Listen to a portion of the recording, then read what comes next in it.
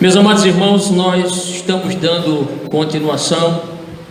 continuidade ao estudo no livro do Apocalipse, que já começamos aí há umas 3 semanas. Hoje vamos trazer outro estudo.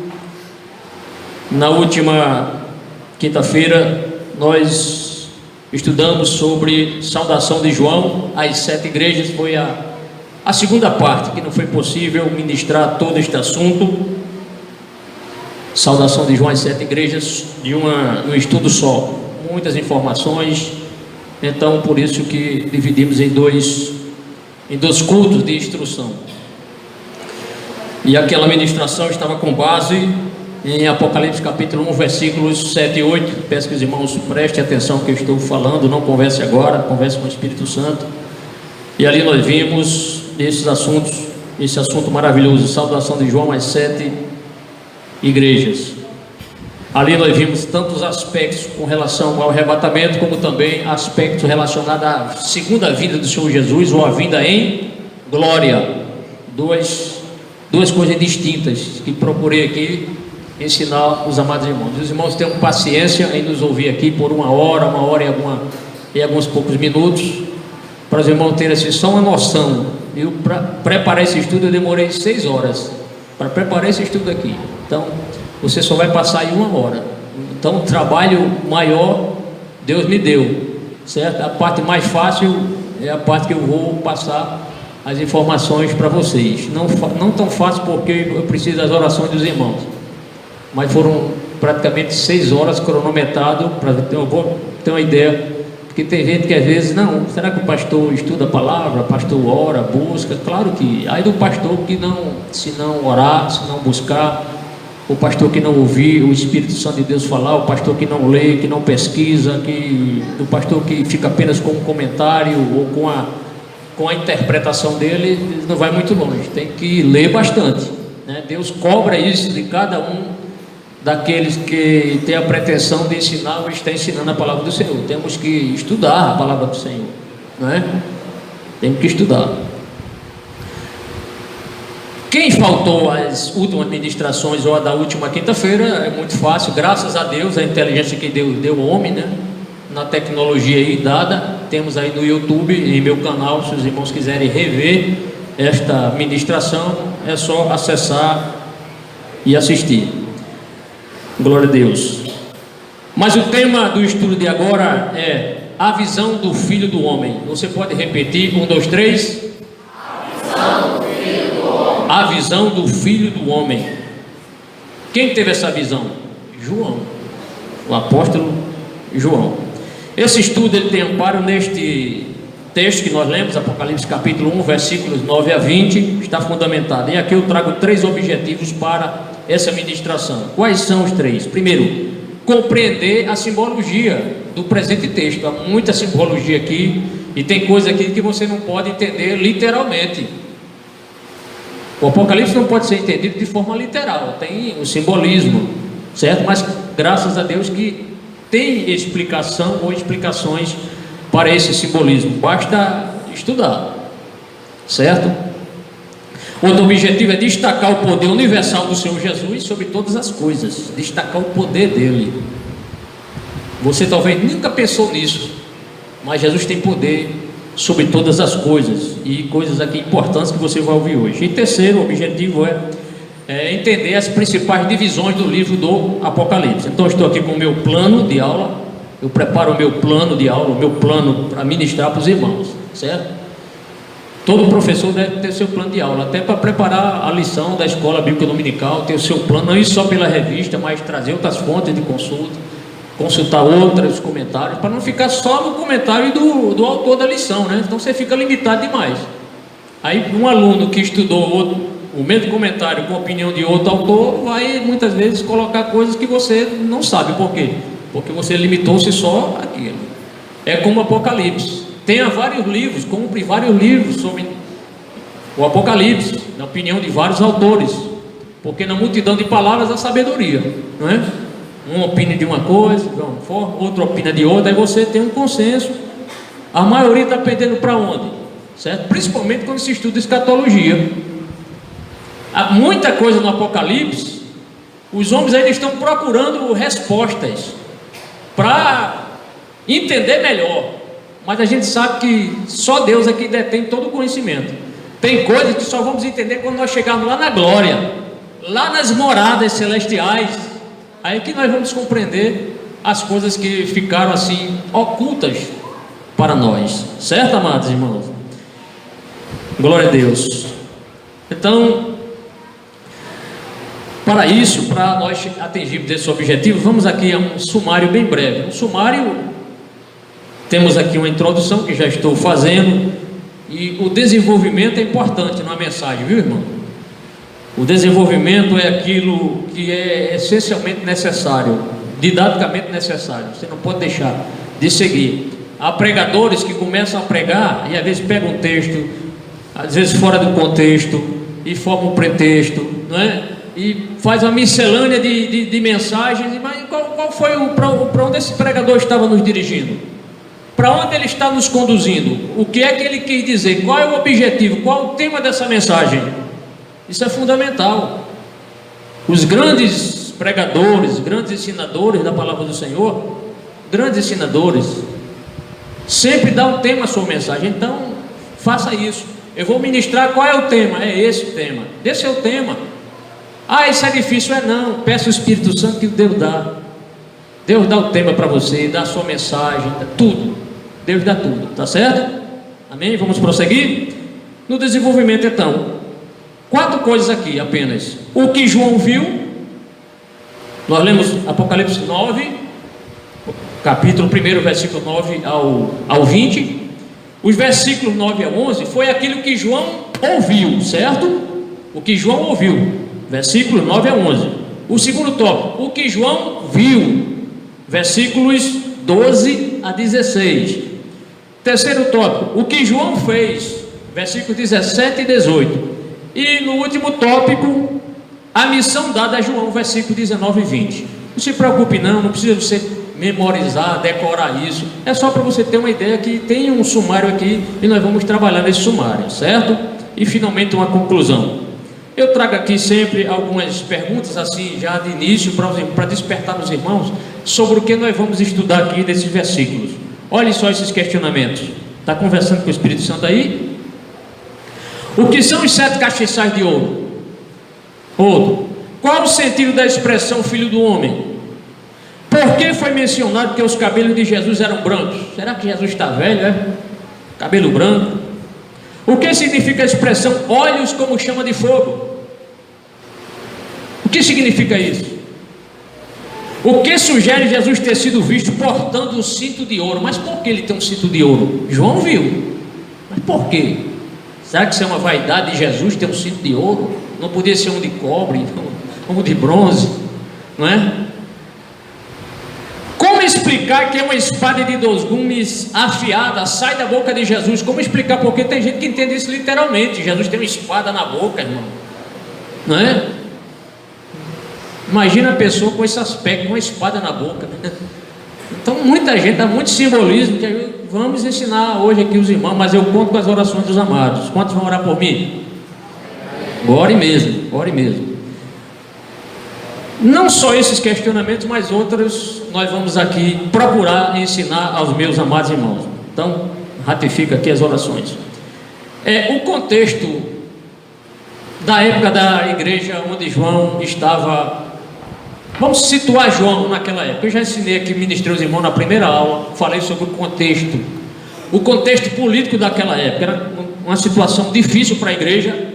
Havia a perseguição do Império Romano contra os cristãos, não só a perseguição dos romanos, como também a perseguição dos próprios judaizantes, achando que os crentes, que esses agora que estavam do novo caminho, eram hereges, estavam agora anunciando, dizendo que Jesus era o Messias, mas foi um Messias que foi derrotado, que morreu numa cruz. Que Messias é esse? Então achavam que era um grupo de dissidentes que estavam pregando a nova doutrina.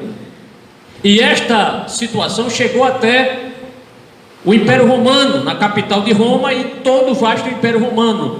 Houve grandes perseguições contra os cristãos.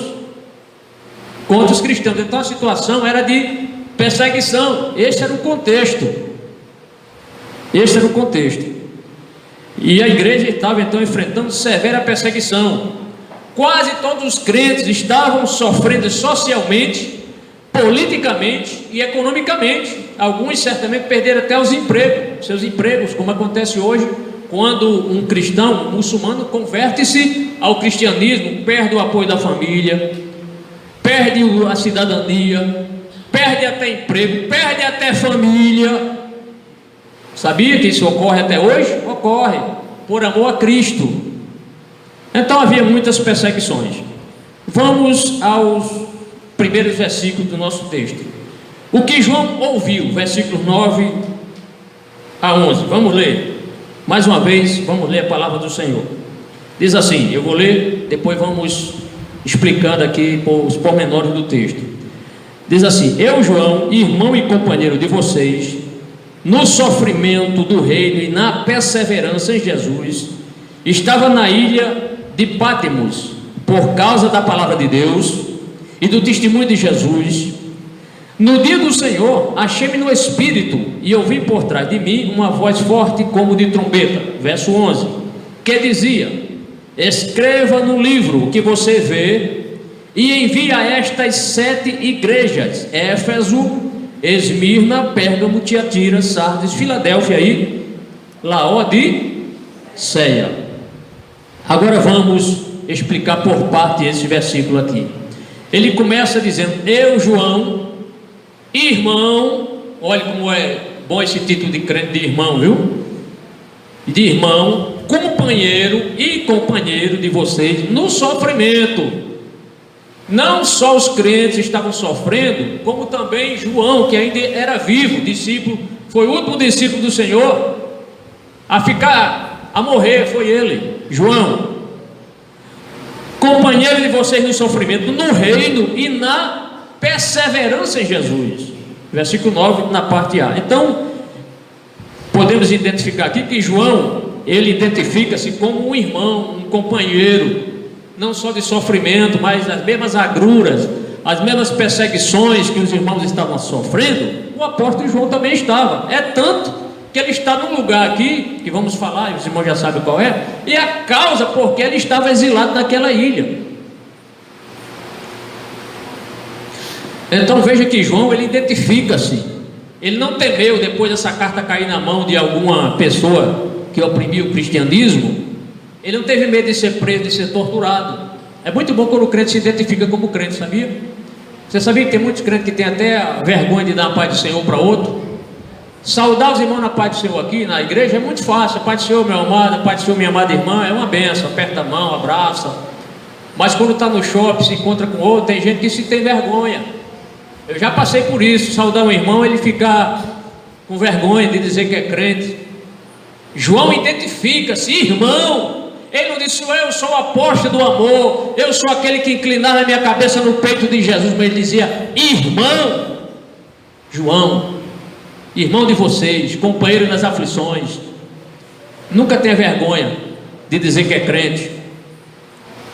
O próprio Senhor Jesus disse: e ser-me-eis minhas testemunhas, tanto em Jerusalém, como na Judéia, em Samaria e até os confins da terra. Então, crente, por onde nós andamos, nós somos testemunha de Jesus.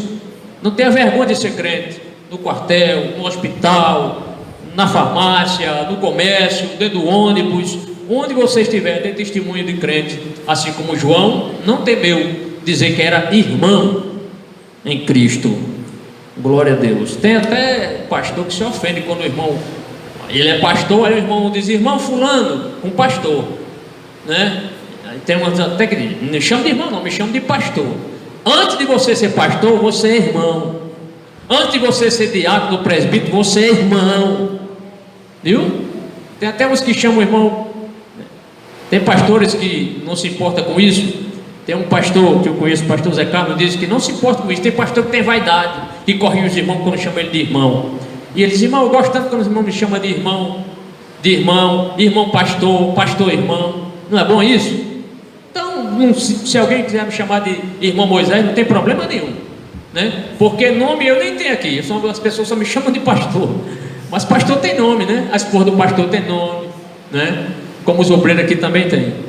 Bendito seja o nome do Senhor. Então, vejam só, continuando aqui na explicação aos irmãos. Então, em perseguições, os irmãos devem sofrer junto. Você sabia que onde a igreja mais cresce, quando ela está no período das perseguições? Mesmo com o sofrimento, a igreja do Senhor, ela cresce, ela não para. Por quê? Porque, conforme diziam alguns, sangue de crente é semente. Quanto mais matavam um crente nos coliseus, naquelas lutas lá onde as pessoas iam para assistir os animais devorados dos irmãos, com certeza muita gente ali se convertiam por ver a fidelidade dos nossos irmãos, morrendo, mas não negavam o nome do Senhor Jesus. Tá certo? E o texto prossegue. Falando em perseguições, eu tenho aqui esse livro. Este livro aqui que estou até mostrando aqui, O Homem do Céu. Alguém já leu esse livro? Esse irmão aqui, o irmão Yun, este livro tem umas 300 e tantas páginas, mas é um livro muito bom, recomendo essa leitura aos nossos irmãos. Teve até uma irmã aqui, eu acho que foi do conjunto, que pediu, quando eu anunciei, ela queria ler o livro, acho que ela não vê hoje. O Homem do Céu. Esse irmão aqui sofreu muito, lá na China. Então até hoje os cristãos sofrem perseguições por serem crentes. Mas vamos prosseguir. E ele diz: estava na ilha de Pátimos. Era uma pequena ilha ali do mar Egeu, que fica situada ali na costa da Ásia Menor. É uma ilha assim, informações aqui de cunho geográfico, constituída assim de rochas vulcânicas, e era uma ilha que não era muito pequena, mas ela tinha 16 quilômetros aproximadamente de comprimento por 10 quilômetros de largura. E ali era praticamente um local onde as pessoas prisioneiras eram colocadas ali para cumprir seu exílio e ali cumprir a sua pena. Ali havia, segundo alguns, a prática de exploração de rochas, né, de minas, essas coisas. Então era um local onde as pessoas eram banidas para exílio. E João está ali também junto com outros prisioneiros ali a cumprir trabalhos forçados nas pedreiras ali em Pátimos. E João prossegue, irmãos, observa o versículo 9 ainda, ele diz: por causa da palavra de Deus e do testemunho de Jesus. Então ele mostra que ele estava ali naquela ilha, não porque ele queria. Hoje, Pátimos é um local assim, onde as pessoas vão para turismo, né? É um local bonito até de se ver, é uma paisagem muito bonita, umas casas muito bonitas. Mas naquela época era um local de exílio, ou seja, uma prisão ali. A pessoa era banida para ali, e ali a pessoa sofria. E João disse a causa por que ele estava ali: por causa da palavra de Deus e do testemunho de Jesus. Isto é, João, ele não negou a fé em Jesus, e por isso, por ele não ter negado, ele foi exilado, preso, para não ter tanta influência, ou não dar influência ao povo cristão que estava seguindo aos ensinos do Senhor Jesus. Ele não cometeu nenhum crime para estar preso, mas estava preso porque era testemunho do Senhor Jesus. A causa de sua perseguição foi o quê? A fidelidade à palavra de Deus. Viu, irmãos? Se você um dia estiver numa empresa e alguém lhe perseguir, seja fiel. Não aceite fazer coisas erradas lá, seja fiel, porque você é uma testemunha do Senhor Jesus. Mesmo que alguém diga: olha, aqui crente aqui não tem vez, crente aqui não é promovido, você tem que deixar de ser crente, nós não gostamos de crente, seja fiel, porque o Deus do céu vai honrar a sua fé. Glória a Deus. Não desista, não desista. O que você diria se alguém do mundo mandasse você parar de pregar o evangelho? Se alguém dissesse: irmão, não quero que você pregue o evangelho. Se o seu chefe lá dissesse: você daqui não fala de Jesus em nenhum momento, o que é que você diria? Tem um versículo aqui que eu trouxe para os irmãos. Olha que resposta boa. Foi aquela mesma resposta que Pedro e João deram para os líderes religiosos que queriam que eles ficassem em silêncio. Não fale de Jesus. O que é que Pedro disse? Justamente, importa obedecer a Deus do que os homens. Primeiramente obedecer a Deus. Está lá em Atos capítulo 4, versículo 19 e 20. Eu vou ler todo o texto. Mas Pedro e João responderam: julguem os senhores mesmo, se é justo aos olhos de Deus obedecer aos senhores e não a Deus. Pois não podemos deixar de falar do que Vimos e ouvimos. Eles eram testemunhas oculares. Por isso que o mundo não pode mandar a igreja parar de pregar o evangelho. Por quê? Porque importa obedecermos a Deus. Mas pastor, se nós obedecermos, nós poderemos ser perseguidos. E quem é que não sabe disso? Jesus não disse que no mundo nós seríamos perseguidos? Passaríamos por tribulações? Vamos para o versículo 10. O versículo 10 vai mostrar quando ele teve essa visão, pelo menos o dia. Estão acompanhando aí, jovens? A Bíblia de vocês está aberta? Versículo 10 diz: no dia do Senhor achei-me no Espírito, e ouvi por trás de mim uma voz forte, como de trombeta. Vamos prosseguir. No dia do Senhor achei-me no Espírito. Vamos à primeira parte do texto. No dia do Senhor. Irmãos, a maioria dos comentaristas concordam que este dia do Senhor refere-se ao domingo e não ao sábado. Se os irmãos lerem de Gênesis até Malaquias, vão ver que nunca o sábado foi escolhido ou reservado como dia do Senhor. Não, dia de descanso é uma coisa, mas dia do Senhor somente no domingo. Porque a maioria dos comentaristas aceita que quando eles dizem no dia do Senhor achei-me no Espírito, refere-se ao domingo. Porque no dia de domingo foi o dia que Jesus ressuscitou. A opinião da maioria dos comentaristas é que o dia do Senhor se refere ao dia do domingo. Como eu disse, foi o dia que Jesus ressuscitou, certo? Todo mundo sabe aqui que Jesus ressuscitou no dia de domingo, não sabe? Quem não sabia? Todo mundo sabe, claro. E você sabia também que foi o dia preferido para Jesus apresentar seus discípulos?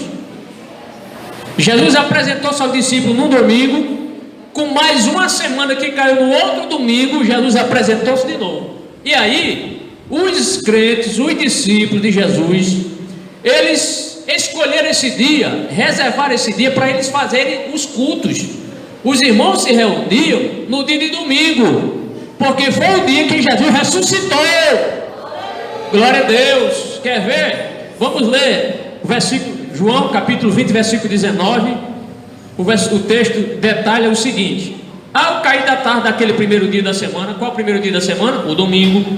Estando os discípulos reunidos a portas trancadas, por medo dos judeus, aí Jesus entrou e pôs-se no meio deles e disse: paz seja com vocês. Estavam todos eles ali, fechados, reunidos naquele grande salão, onde ele celebrou certamente a Santa Ceia.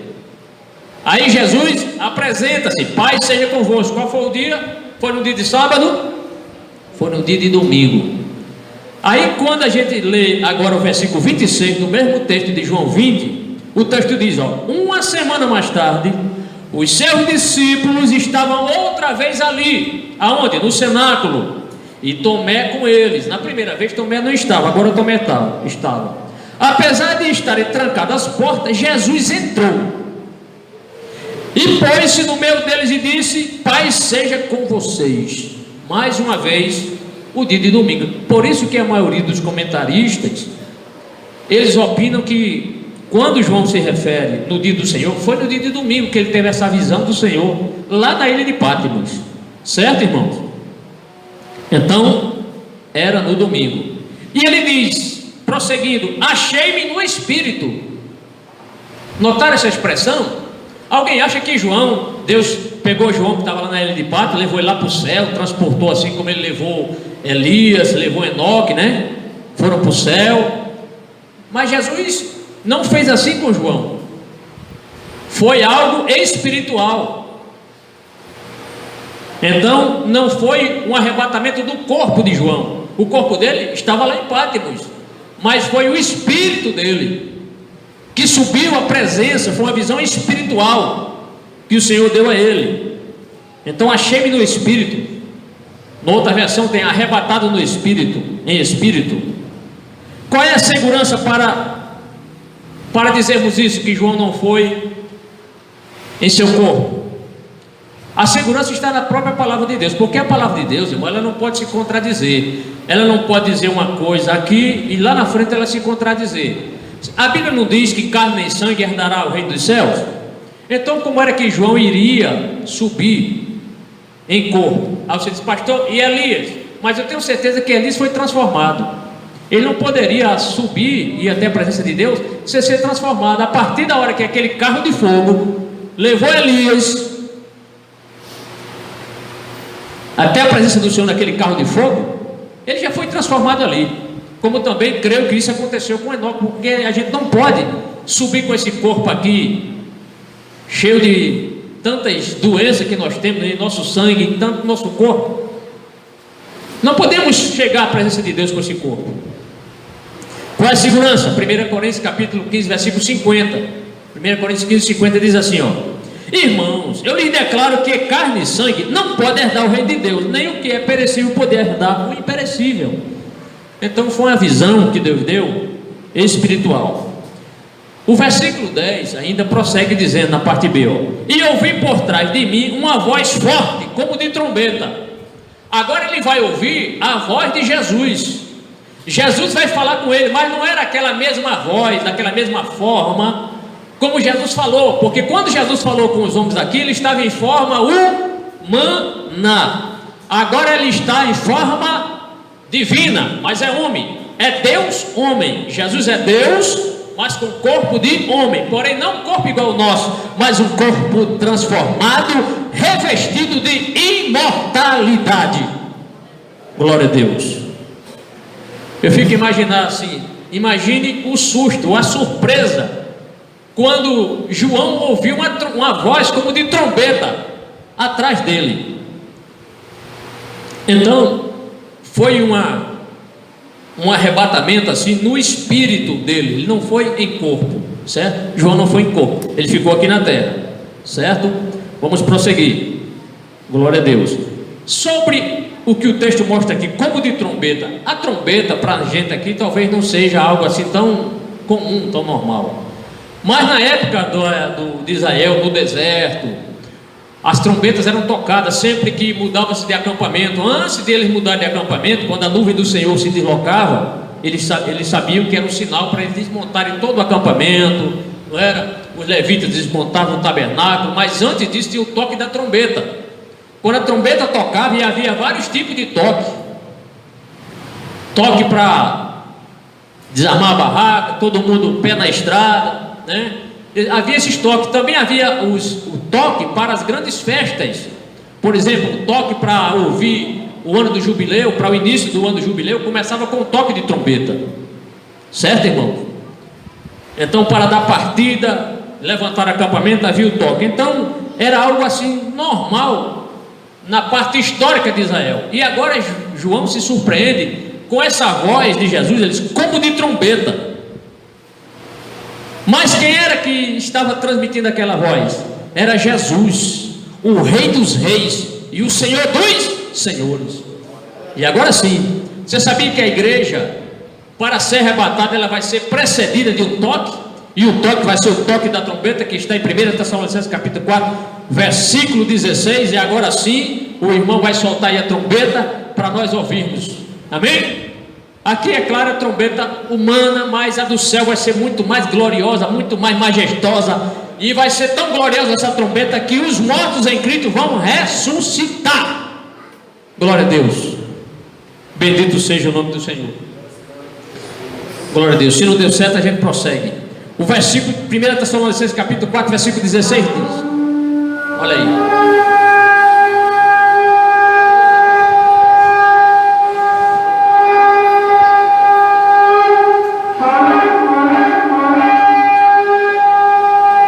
oh glória a Deus! Imagina os mortos lá, os ossos sendo transformados, e nós ascendendo a presença de Deus. Bendito seja o nome do Senhor. Ora vem, Senhor Jesus. Irmão, obrigado, irmão. Esse dia vai chegar, amados. Esse dia vai chegar. Isso é uma trombeta humana, mas a trombeta nós estamos ouvindo. Mas a trombeta de Deus, os mortos ouvirão o toque da trombeta de Deus, e eles vão ser transformados. Coisa muito rápida. Glória a Deus. Não interessa se tinha cimento em cima da cova do irmão ali, do túmulo, com cimento, com ferro, não interessa. Aquele mesmo corpo de Jesus que apareceu vivo, as portas do cenáculo fechadas, as janelas fechadas, Jesus aparecia diante dele e dizia: Pai seja convosco. Nada vai segurar a igreja do Senhor, nada. Você pode estar dentro de um avião, dentro de um carro, pode estar no cemitério morto, mas quando a trombeta do Senhor tocar, você vai ouvir e você será transformado e irá à presença do Senhor. Jesus, bendito seja o nome do Senhor. Obrigado, irmão Dário. Glória a Deus. Pois dada a ordem com a voz de arcanjo e o ressoar da trombeta de Deus, não é a trombetazinha humana, é a trombeta de Deus, os próprios Senhor descerá do céu e os mortos em Cristo ressuscitarão primeiro. Saindo, já vimos o versículo 9 e o versículo 10. Vamos para o versículo 11. Vamos correr. O que é que dizia? Ele dizia: quem dizia: escreve no livro que você vê e envia a estas 7 igrejas. A voz falava com ele. Como era a voz? Como de trombeta. Era uma voz poderosa. Então não era a voz que João era acostumado a ouvir quando Jesus falava com ele. Era uma voz como de trombeta, uma voz pujante, uma voz majestosa, gloriosa, poderosa. Escreve no livro que você vê e envia a estas 7 igrejas. Quais são as igrejas? Diga: Éfeso, Esmirna, Pérgamo, Tiatira, Sardes, Filadélfia e Laodiceia. Cada igreja deveria receber uma cópia do livro do Apocalipse. Não era só a carta específica para a igreja. Cada igreja receberia uma carta completa, o livro completo do Apocalipse. Então João teve muito trabalho em escrever o amanuense dele e copiar para entregar a essas igrejas, porque foi uma ordem dada pelo Senhor. Então o Senhor dizia: escreve no livro que você vê. Qual é o livro? O Apocalipse. Esse livro que o Senhor deu a João, essa revelação, hoje está em suas mãos. Eu pergunto: você tem lido? Você gosta de estudar? Comece a gostar, porque foi um livro que Jesus mandou que João distribuísse. Então João, ele não deveria apenas ouvir e ver a revelação, mas escrever a revelação, certo? Porque Jesus não queria que isso ficasse só na mente de João, na compreensão de João. Olha que privilégio nós temos hoje de ter o Apocalipse. É um livro difícil, eu não vou dizer que é um livro fácil, mas com perseverança a gente aprende física, a gente aprende matemática, a gente aprende química, faz cálculos aí que você, porque você estudou. O livro do Apocalipse precisa ser estudado também, certo, irmão? Só se aprende quando se estuda. Se não estudar, a pessoa que não estuda não sabe fazer uma conta de subtrair, de dividir, aí é que não faz, porque não estuda. Mas se estudar, faz de olho fechado, né? Com a graça de Deus. Mas o versículo prossegue: e envia estas 7 igrejas: Éfeso, Esmirna, Pérgamo, Tiatira, Sardes, Filadélfia e Laodiceia, que foi esse texto que nós acabamos de ler aqui. Então, como eu já disse, havia naquela época outras igrejas, não era apenas essas, mas Jesus escolheu essas. E aí? Jesus escolheu essas 7 igrejas. Não quer dizer que as outras igrejas não tinham o mesmo problema, mas essa carta, ela seria circular. O Apocalipse iria passar por outras igrejas, não ficaria apenas lá circunscrita aquela região ali, aquelas 7 igrejas, mas toda a cristandade deveria tomar conhecimento da igreja, da carta, perdão.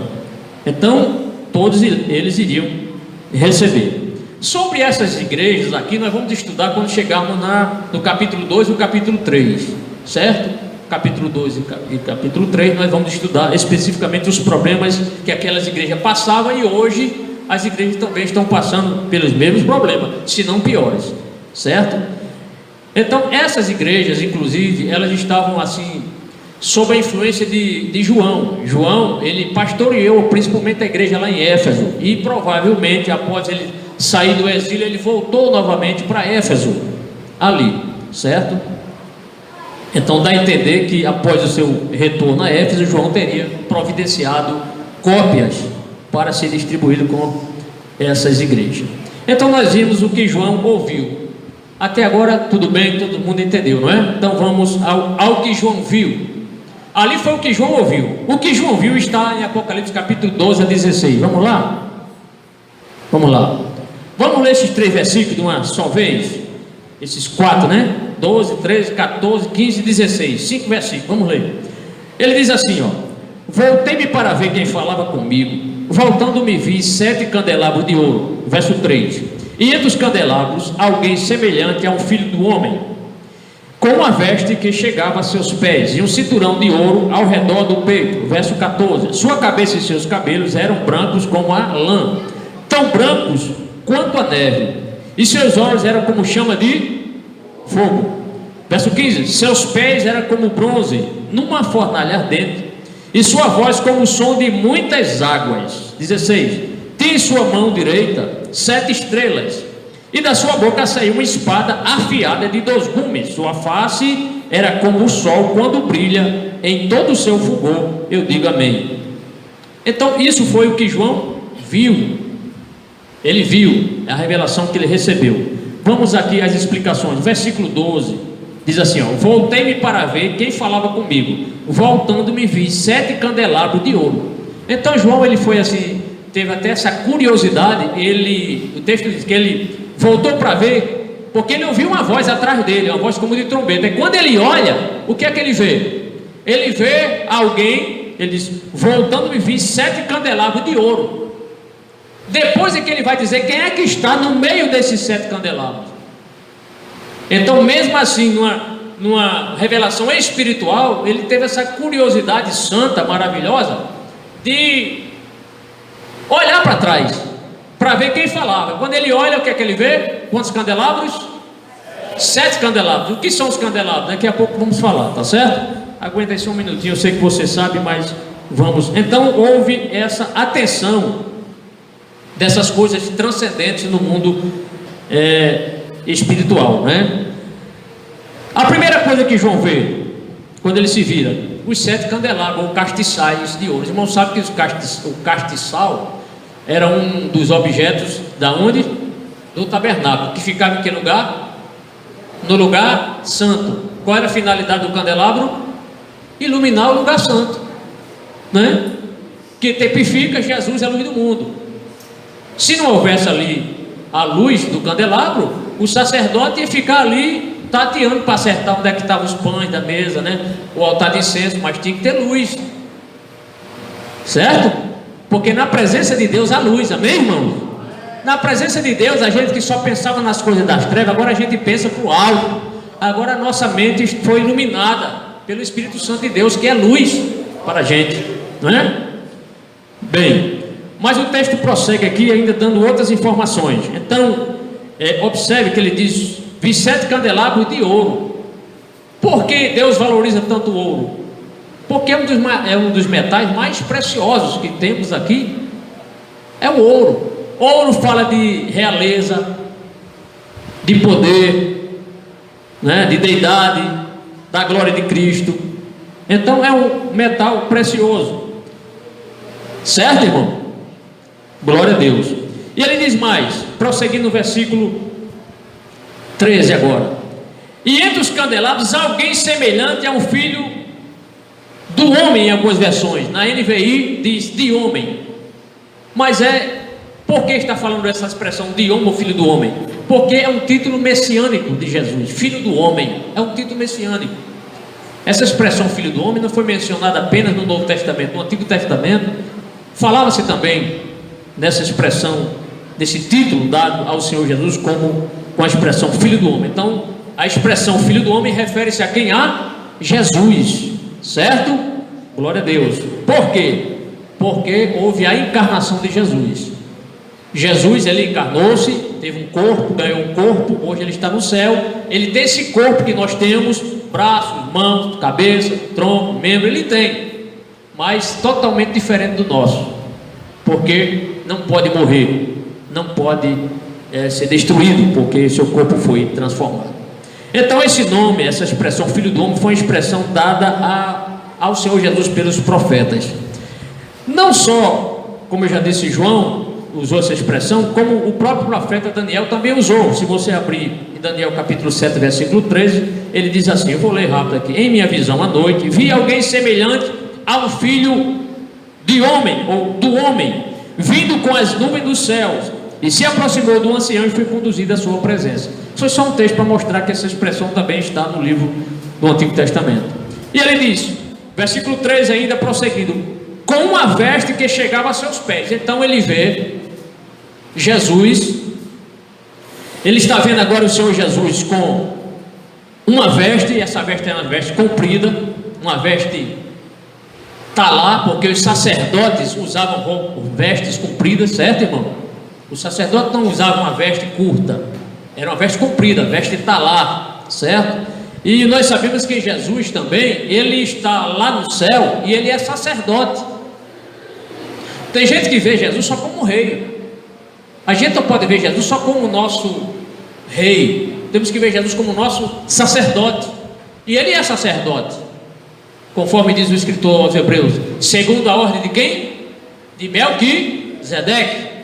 Então Jesus está no céu. O que é que Jesus está fazendo agora lá no céu? Hein? Jesus está intercedendo por nós.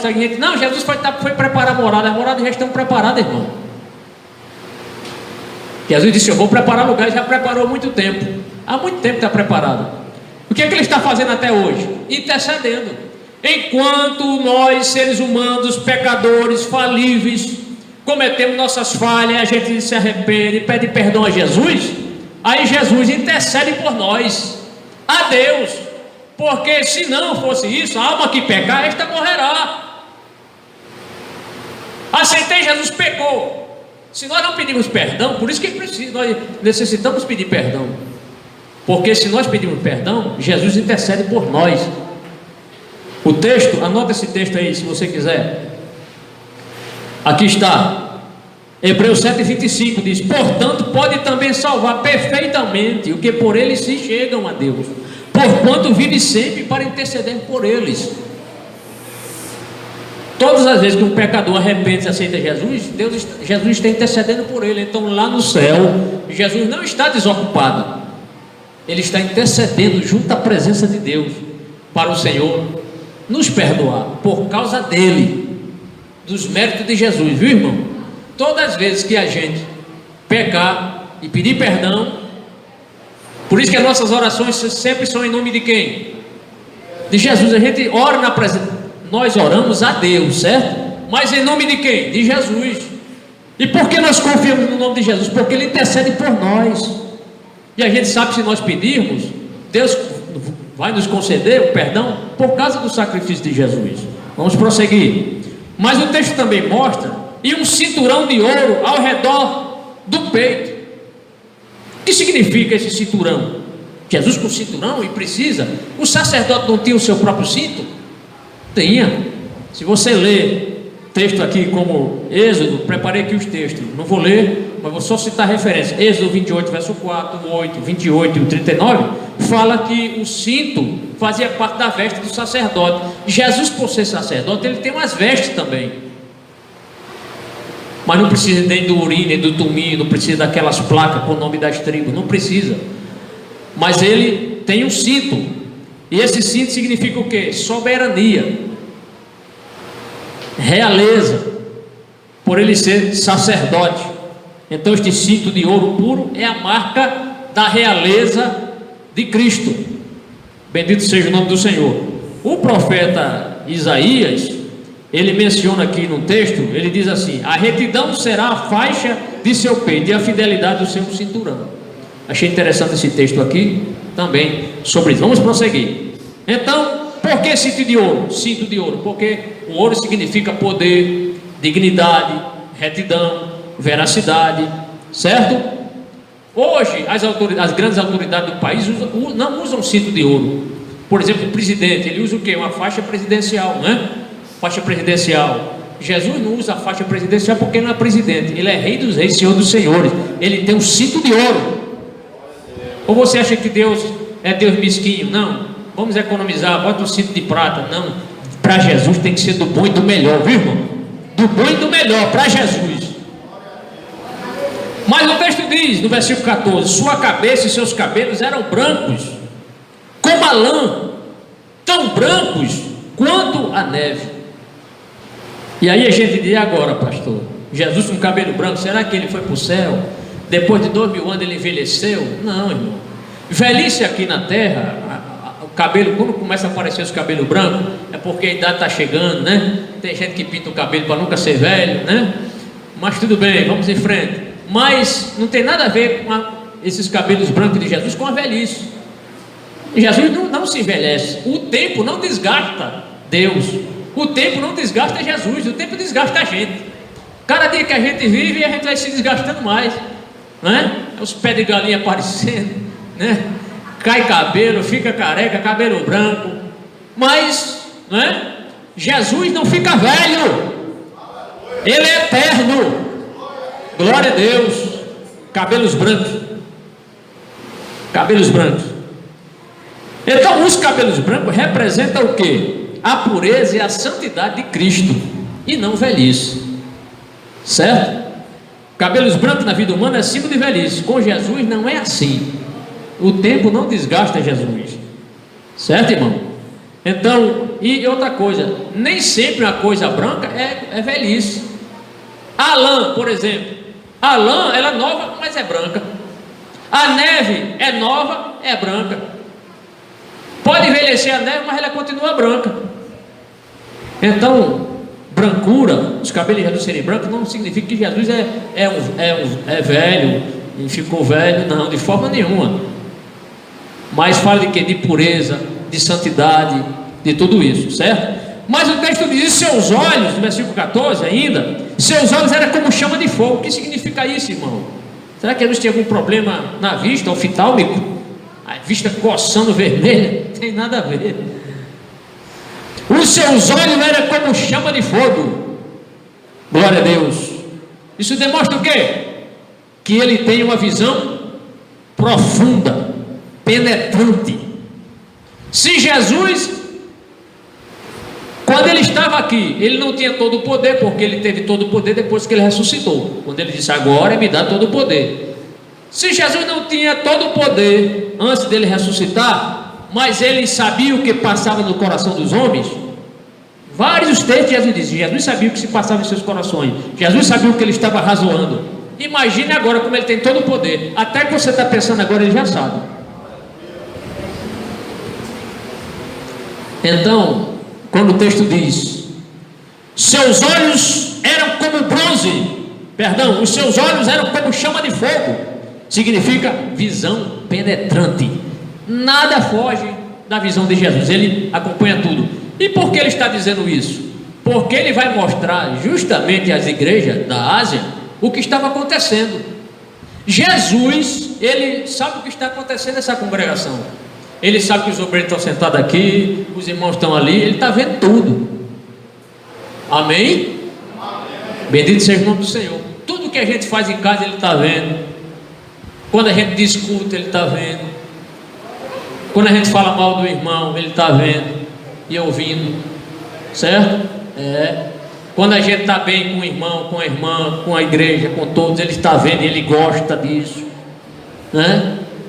Porque sua visão é penetrante, certo?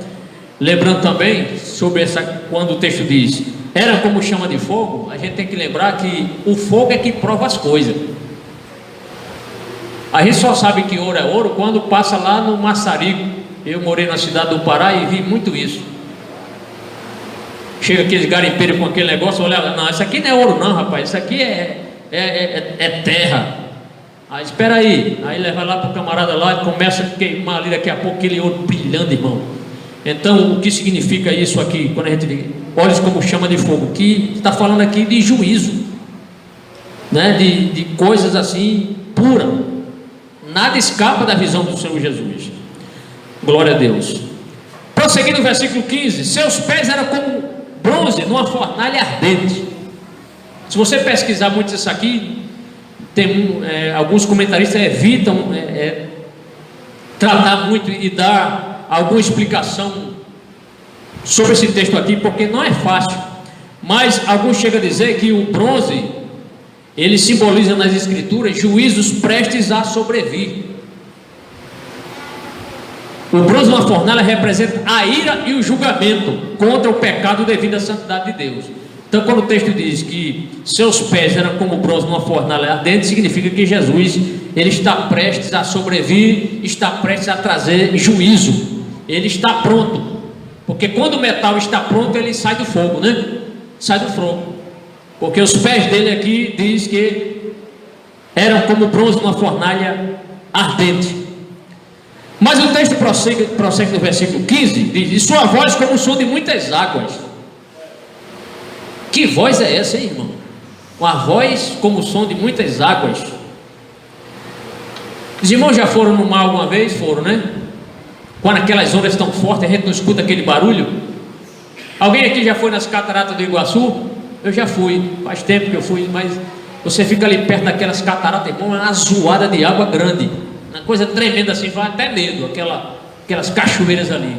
Então João, ele ouviu a voz de Jesus, e a voz dele era como o som de muitas águas. Muitas águas, isto é, uma voz poderosa, mesmo porque foi a voz que deu vida ao que não existia, trouxe à existência o que não existia. Foi essa voz que ressuscitou Lázaro, foi essa voz que criou o mundo, foi essa voz que nos criou, foi essa voz que deu vida, a voz de Jesus. Então não era uma voz normal como a nossa voz, era uma voz como de muitas águas. Mas João percebeu nitidamente o que dizia a voz, esta voz do Senhor Jesus. Dá para imaginar assim? Que voz é essa? Como é essa voz? Como é a voz do nosso Senhor? Uma voz poderosa, né? Uma voz poderosíssima, a voz do Senhor Jesus. Mas o texto diz: tinha em sua mão direita 7 estrelas. Quando nós chegarmos no versículo 20, vamos dizer o que eram essas 7 estrelas. E que estavam na sua mão esquerda ou na mão direita? Na mão direita. Se essas estrelas estão na mão direita de Jesus, é porque é algo precioso. Sempre que Deus, pode olhar os textos que falam: estou à mão direita do Senhor, estou ao lado direito do Senhor, é coisa boa.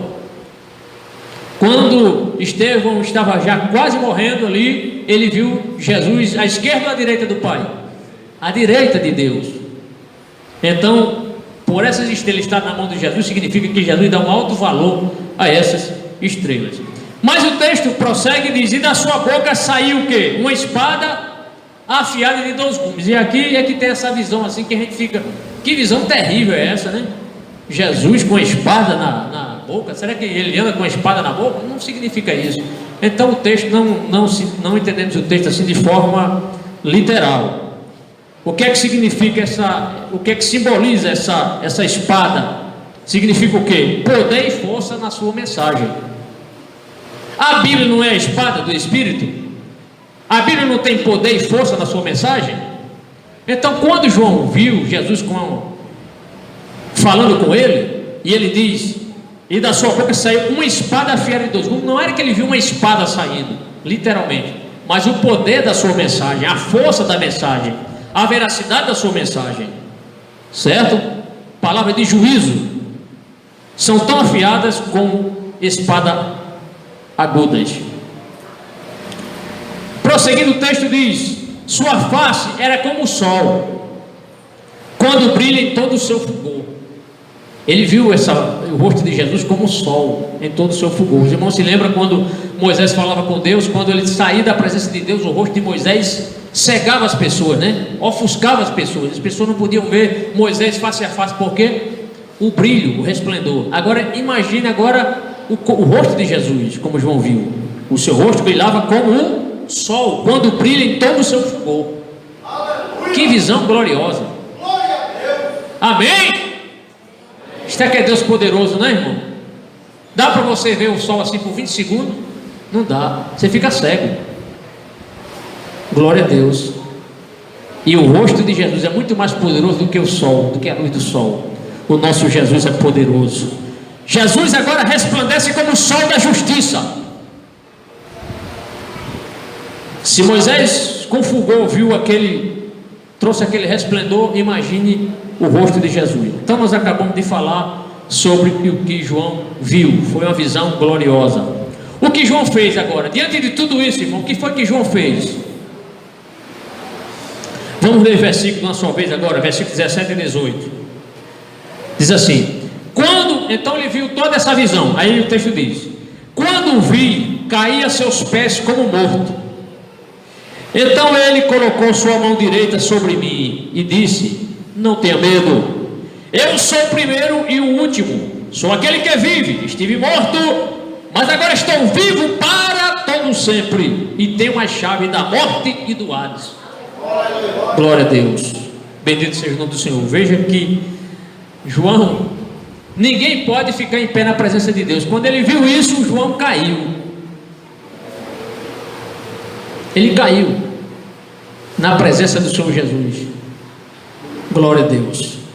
Então esse texto demonstra que diante do Senhor nenhuma carne pode resistir. O mesmo João, tendo essa visão gloriosa que Deus deu a ele, ele não aguentou-se e caiu na presença do Senhor. Então isso não só aconteceu com João.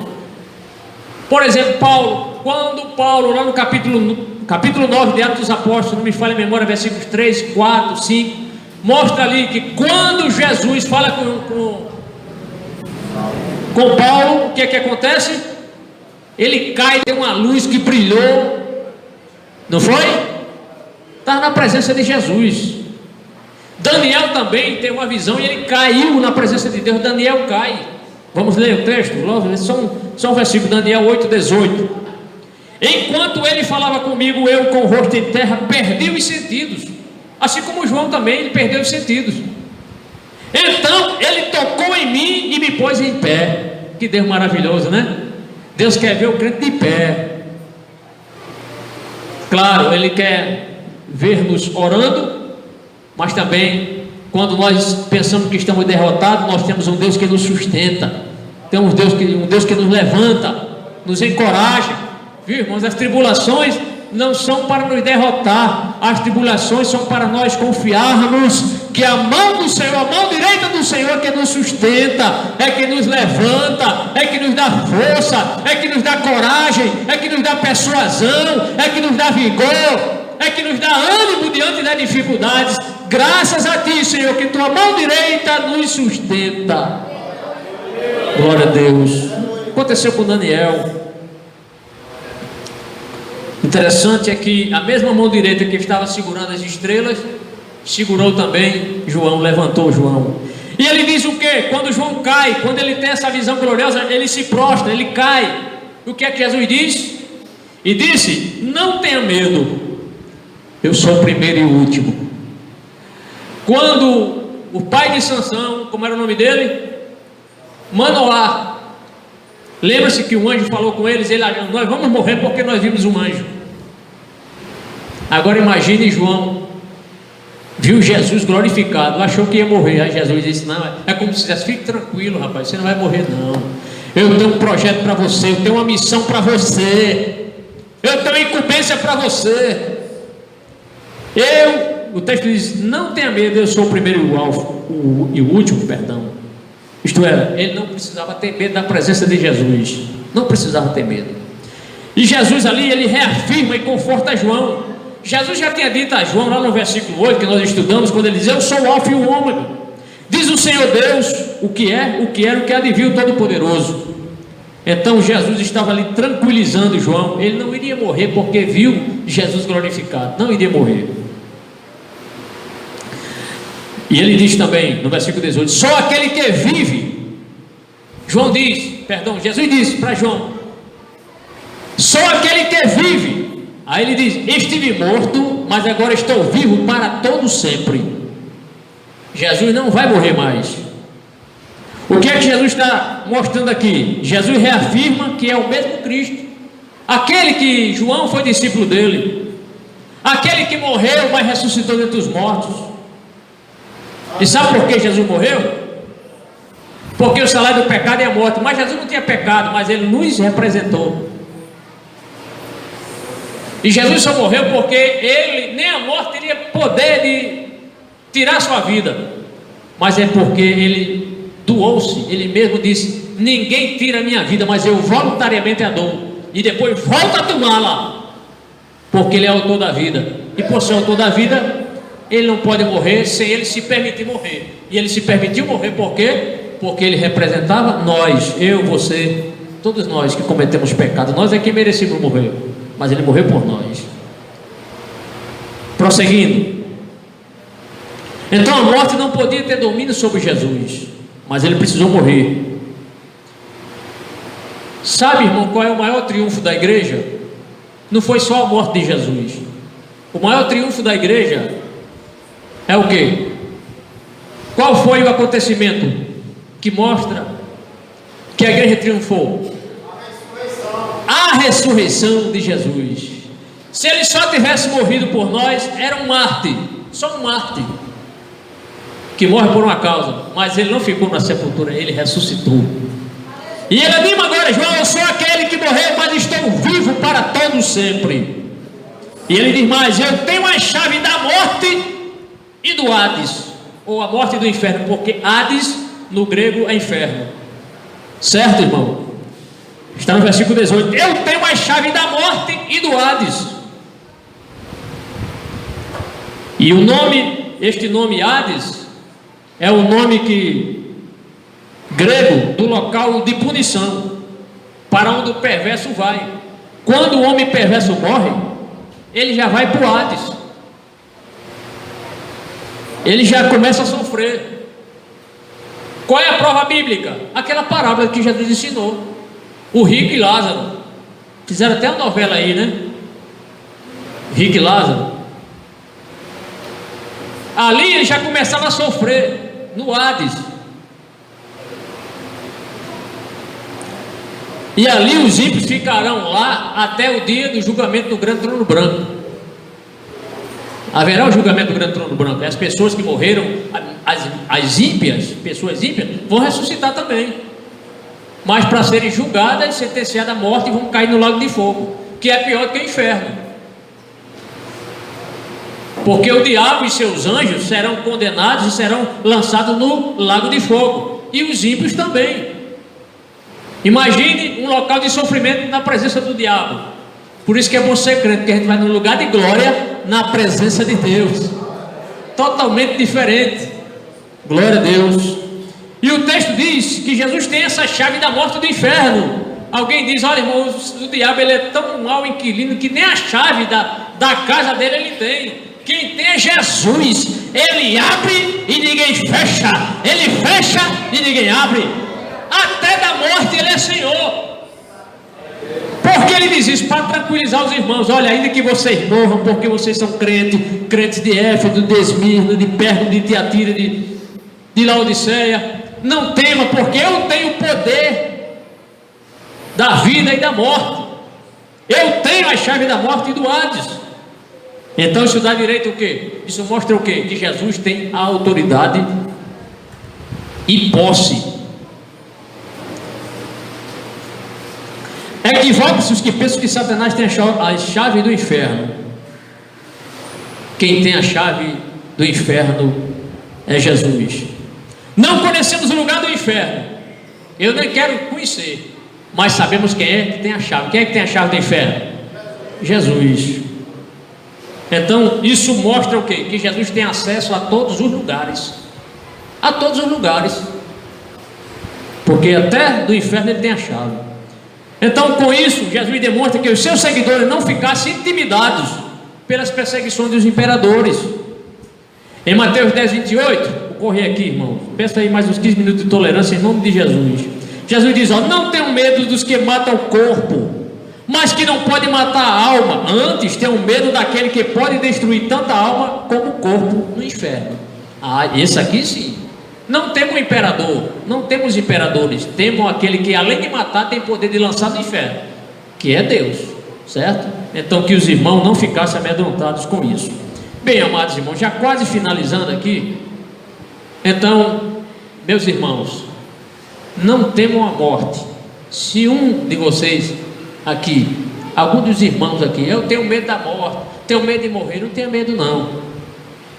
Porque quando você morrer, se um dia você morrer, quando a trombeta tocar, você vai ter um corpo transformado e você vai para a presença do Senhor. Amém? O item 4, o último item, o último tópico, a missão dada a João, versículo 19 e 20. Vamos ler bem rápido. Escreve, pois, as coisas que você viu também, as presentes como as que acontecerão. Verso 20. Este é o mistério das 7 que você viu em minha mão direita e dos 7 candelabros. As 7 estrelas são os anjos das 7 igrejas, e os 7 candelabros são as 7 igrejas. Pronto, está aqui Jesus dando já aqui a revelação, explicando aqui coisas do versículo 15 e 16.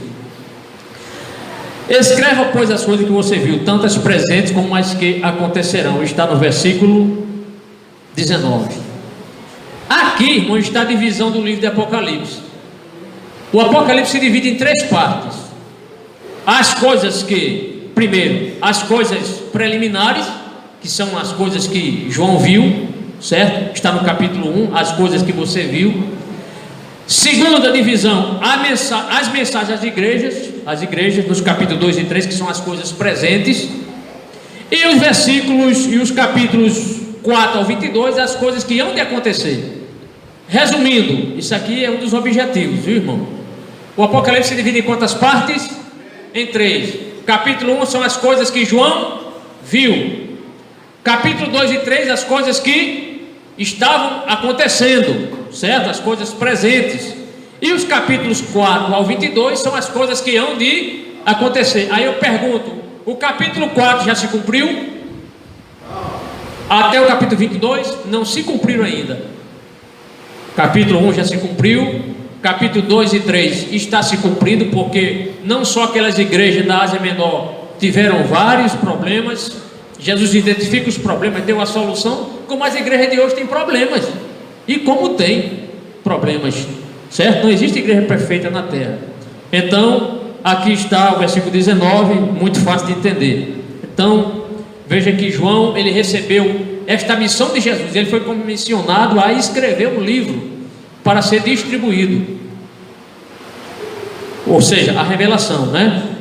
Que ele acabava de receber e iria receber mais ainda. Jesus mostrou não só as coisas que viste, como as coisas que iriam acontecer, certo?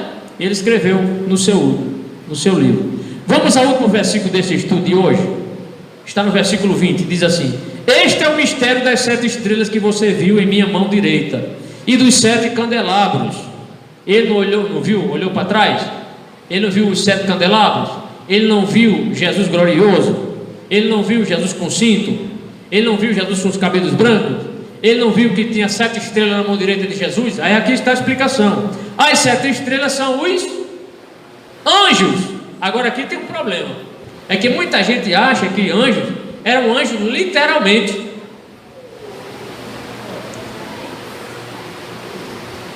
As 7 estrelas são os anjos das 7 igrejas. E os 7 candelabros são as 7 igrejas. Então, aqui está explicando a interpretação do versículo 15 e 16. Mas Jesus explica aqui o mistério. Então a maioria dos intérpretes concorda que esses anjos aqui são os pastores dessas igrejas. Por quê? Eram irresponsáveis. Por quê? A gente sabe, os anjos não têm acesso à presença de Deus? Não tem? Os anjos têm acesso à presença de Deus. Precisaria Deus mandar uma carta para um anjo dele lá do céu? Não precisaria. Então esses anjos aqui são os responsáveis pelas igrejas, que eram os pastores daquela época, certo, irmão? E não os pastores. A maioria dos melhores intérpretes interpretam isso dessa forma. Esses anjos que Jesus fala aqui são os pastores das igrejas, porque são eles que ensinam o rebanho. Se a igreja estava passando por aquelas, entrando algumas igrejas pelo caminho do erro, cabia a quem corrigir? O pastor. Para que existe pastor na igreja? Para ensinar, para doutrinar, para cultuar junto com os irmãos, para dirigir a igreja, né? Então acontece para isso. Então os pastores das igrejas têm a missão de orientar e cuidar do rebanho do Senhor. Além disso, eles eram responsáveis para ler o Apocalipse. Naquela época não existia microfone e nem todo mundo tinha tempo de estar lendo toda a carta. Ela era lida no culto. Então os irmãos ouviam e tem que ser lido em alta voz para todo mundo ouvir. Quem é que faz isso? O pastor da igreja. Todo mundo tem que tomar conhecimento do teor do livro do Apocalipse. E como conclusão, eu quero dizer aos irmãos que se os irmãos da igreja primitiva passaram por lutas e aflições, nós aqui estamos passando em alguns momentos. Você diz, pastor, mas eu não estou passando. Você agora não está passando. Mas há muitos irmãos nossos, como a gente lê aqui, cristãos perseguidos aqui na missão Portas Abertas. Acabamos de orar aqui pela Malásia, irmãos lá, perseguidos pelo islamismo, são perseguidos porque colocaram lá uma cruz no apartamento da casa deles, são perseguidos. Então nós devemos dar graças a Deus. Senhor, obrigado porque não estamos passando por tantas perseguições, mas tem muitos irmãos nossos que estão passando. Mas persevere, se você passar por alguma aflição, por algum problema, porque o crente, por onde ele está, ele é perseguido, tá certo? Por onde você for, tem gente que não vai gostar de você, do seu trabalho, tem gente que não gosta de crente. E outra coisa aqui, irmão, sabe quem é que gosta de crente? Outro crente salvo. Só gosta de crente, outro crente salvo. Sabia, irmão Luiz? Nem todo crente gosta de você. Viu, irmão Francisco? Nem todo crente gosta de você. Viu, irmão Wendel? Quem é que gosta de mim, pastor? Outro crente salvo. Um crente que não tem inveja do outro. Tem obreiros que tem inveja do outro, tem irmãs que tem inveja do outro, regente conjunto com inveja da outra, professor de escola dominical com inveja de outro. Esse povo vai para o céu da onde? Hein, irmão? Hein? Da boca. Céu da boca. Mas Jesus é misericordioso, certo? Tire a inveja do coração, tire qualquer coisa que está atrapalhando a sua vida espiritual para você subir. E Jesus, olhe, Jesus está conosco. Ele prometeu: eis que estarei convosco quase todos os dias. Foi isso? Só no dia de terça, quinta e domingo. Foi isso? Todos os dias até a consumação dos séculos. Então Jesus está conosco ontem, hoje e eternamente Ele está conosco, tá? Glória a Deus, Ele estará sempre conosco. Trabalhe mais para Ele e faça melhor para Ele. Como dizia um certo missionário, faça grandes coisas para Deus e espere grandes coisas de Deus na sua vida também, tá certo? Próximo estudo, vamos entrar no assunto Éfeso, a igreja desatenciosa. Amém? Vamos agradecer ao Senhor.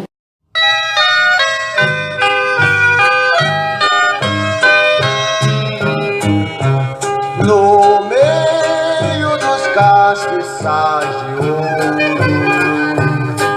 João viu Jesus, o Redentor. A glória excelsa de Deus estava nele, no meu Salvador. No meio dos castiçais de ouro, brilhava uma luz, era Jesus. E você, como filho de Deus, deve brilhar, dando valor à cruz.